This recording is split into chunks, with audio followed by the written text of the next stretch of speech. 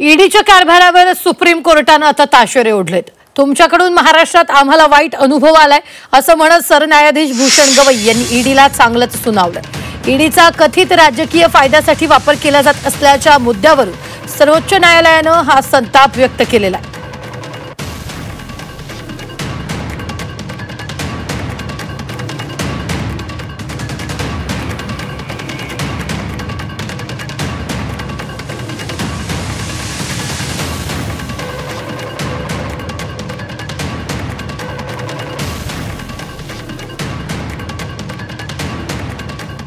आपण पाहतोय ईडीच्या कारभारावरून गवई संतापलेले आहेत।